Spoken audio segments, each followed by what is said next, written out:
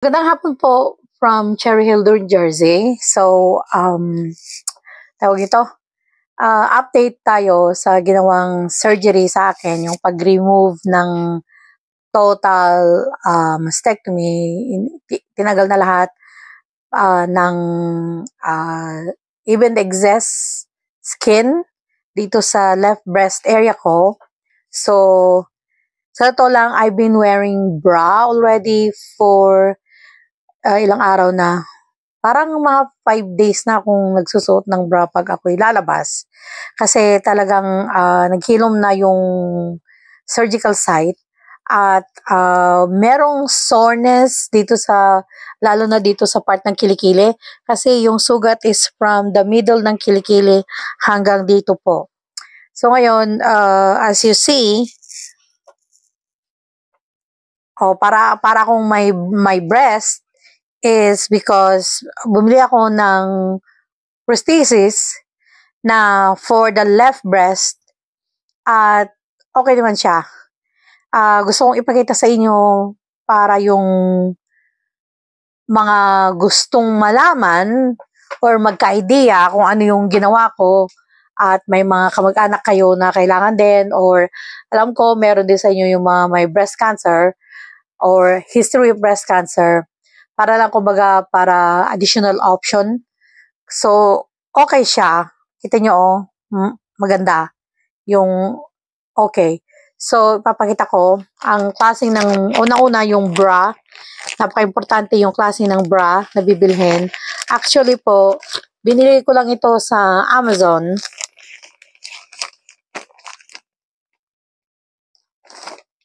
Send You ang brand niya. Of course, China ito. Ito po siya. Napakaganda po ng material. Napaka-smooth. At ito ang reason. Actually, nag-order muna na ako ng isa. Trinay ko. And then, nung dumating at nakita ko na maganda yung tela, hindi siya nakakakate.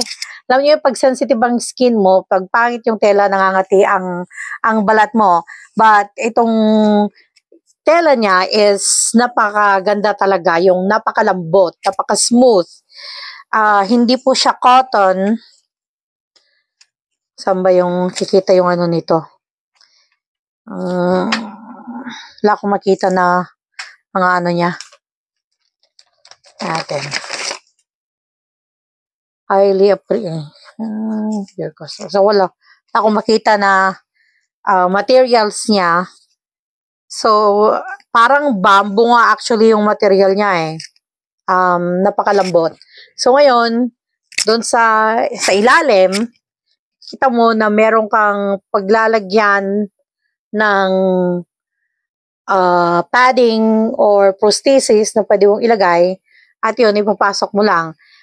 Ngayon, so bumili ako dahil left breast ang kailangan ko, bumili ako ng pang left.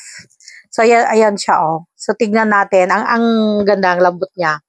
So kahit gamitin mo, ito is in-explain or sinasabi ko lang yung binili ko na para sa akin maganda. Hindi pa ako nag-promote, hindi pa ako binabayaran ng Amazon o ng brand na to. So, ibalik ko ito. Bumili ako actually nung dumating siya na maganda. So, actually, bumili ako ng additional na 2. So, okay na yon. Tignan natin yung price ng bra na to. And then, I'll show you din kung ano yung insert na binili ko. So, hold on. So, ganito po, pag walang insert, ito po talaga na flat ang left. Kahit na may pad yung bra, pero it's not enough to even. Kaya ito yung klase ng prosthesis na binili ko. Parang gel-like siya. Medyo may weight siya ng konti. Siyempre dahil gel. Pero hindi po siya, pag nilagay nyo na sa bra, hindi na po siya ganong kabigat. So, this, you know, talagay nyo lang siya sa insert niya.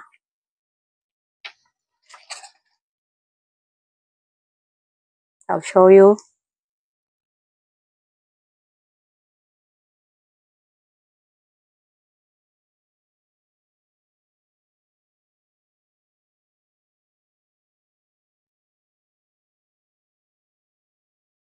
Ayan.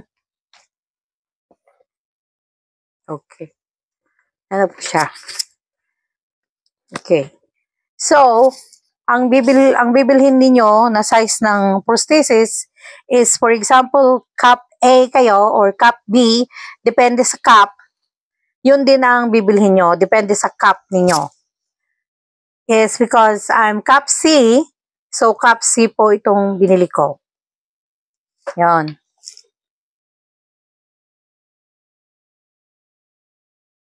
Yan.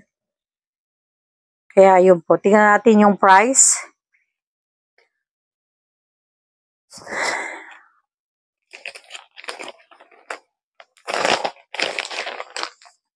So, sa Amazon ko lang po siya binili.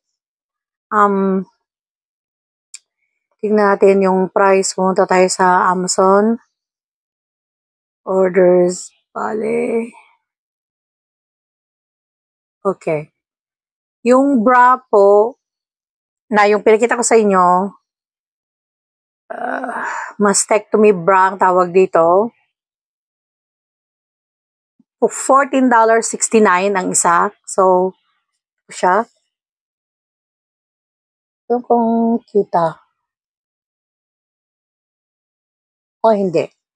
$14.69. And then, tignan natin. So, $15 ka muna.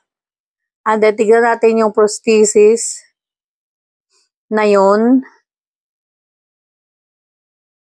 Is $19. So, pwede bang isa lang yung prosthesis na, isa lang yung binili ko, and then, pag lalabhan mo yung bra, just remove yung prosthesis at i-hand wash mo ang yung bra. Ang bra kasi safest na i-hand wash na lang siya kesa na machine. So yun po, ang aking, what do you call this, na remedyo sa, para pag magdamit ka is medyo magandang, medyo presentable na konti. Again, of course, it's up to you. If you want to wear a breast prosthesis, nasa inyo po yan kung gusto nyo magsuot o hindi. Pero I opted to wear, kaya, pero okay naman po. I like the size, cup C, para even siya sa the other breast. Okay. Yun. Hindi man siya perfect, pero it's almost perfect. 15 $15 yung bra, and then the prosthesis $19, hindi na po masama. And then, yung bumili ka ng, yung Sendio na yun, sa Amazon Prime is, it has 3 colors, I believe. Pero I just bought black lahat para para wala nang black kasi it goes with every color, everything. So, Sendio Seamless Mastectomy Bra. Sendio Seamless Mastectomy Bra. Basta i-click nyo lang yung, or i-type nyo lang yung mastectomy bra para mamili kayo kung anong gusto nyo na gamitin na mastectomy bra. So, yun. Meron din kasing nabibili na parang bra na rin siya, pero meron na siyang yung prosthesis. Kaya ayaw ko lang kasi nakadikit sa skin. Samantalang pag ganyan, yung isisiksik mo inside the mastectomy bra, at least, what do you call this one, hindi yung nakadikit sa skin mo. Kaya yun po. Ang dami nating mga pinagdadaanan ng mga kababaihan. Pero, fight lang. Ang mga kababaihan ay likas na matatapang, malalakas ang loob. Kaya, fight lang po tayo.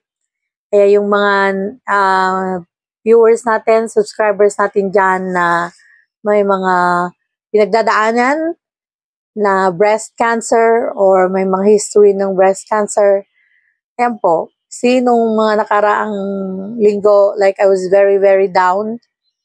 But then, resilient po tayong mga kababaihan. Meron tayong mga pinaglalaban sa buhay. At yun, we just have to keep fighting for it. Keep fighting para sa ating ipinaglalaban. Kaya, ayan po.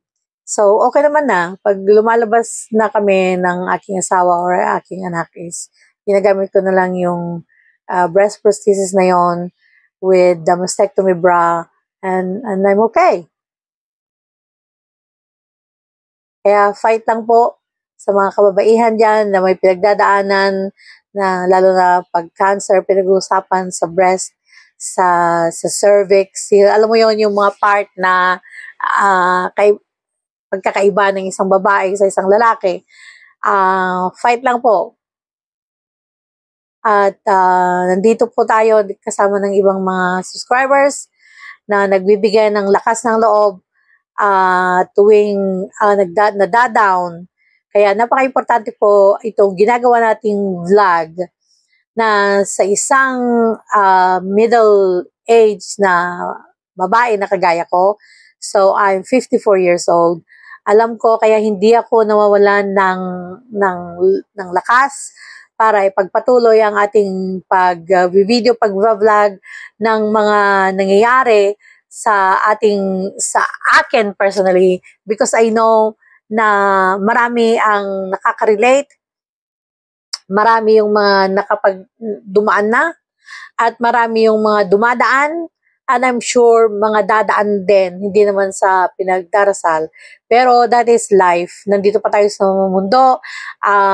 We still have corruptible bodies. Ibig sabihin nun, ang mga katawan natin is kahit anong kuminsan, kahit anong gawin natin na pag-iingat, is katawang lupa pa rin ang ating katawan, nagkakasakit pa rin tayo, o may mga bagay na hindi natin maiwasan. Kaya, kudos sa mga kababaihan dyan na kahit may mga pinagdadaanan is patuloy pa rin sa pagkikipaghamon sa buhay. Marami tayong mga actually kung hindi nyo lang siguro napapansin sa mga comment, pero yung mga kababaihan ito is nagpa-private message sa akin at sinasabi nila ang kanilang mga pinagdadaanan ng mga health issues na mas matindi pa sa pinagdadaanan ko, pero patuloy na lumalaban sa hamon ng buhay. So, ganyan po tayong mga kababaihan. We're very resilient, we're very strong. So, paulit-ulit ko po sasabihin ito na ipaglaban mo yung pinaglalaban mo. So, maraming salamat po. So, sa mga subscribers po natin dyan, continue to comment, makipag-engage, sabihin nyo, or if you don't mind na sabihin ng mga pinagdaanan nyo, yung mga naging victory sa mga pinagdaanan nyo, kasi po marami pala na nanonood sa atin mga videos na dumadaan actually, at marami rin sa kanila ang nahihiya na maglagay ng comment kung ano yung pinagdadaanan nila, kaya nagpa-private message po sila sa akin sa Facebook Messenger. So, ulitin ko po ha, kung sino man po ang gusto mag-message sa inyo sa akin, Facebook Messenger sa Nurse Nora Bahar. Yan pong aking Facebook, Nurse Nora Bahar. Pag-message po kayo doon. Hindi ko man siya agad-agad masagot, pero rest assured na nababasa ko yan, and maraming salamat po. Kaya napaka-bless po ng mga subscribers natin na nagko-comment at nagbe-message sa akin, at napaka-bless ko na nandyan kayo, kasi sa tuwing ako'y nadadown, tuwing ako may mga like kagaya yun, nasa surgery ako, is nandyan kayo na nagdadasal para sa akin.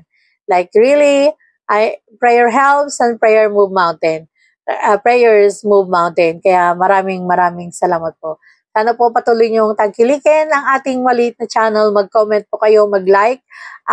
Kasi kahit po maraming views, kung walang engagement, is wala pong bayad. Kahit pa hindi kayo nag-skip ng ads, kung walang engagement na nakikita si YouTube sa ating video, is parang wala lang. Kaya sana po is mag-comment kayo, mag-like, and please share this video. Thank you guys.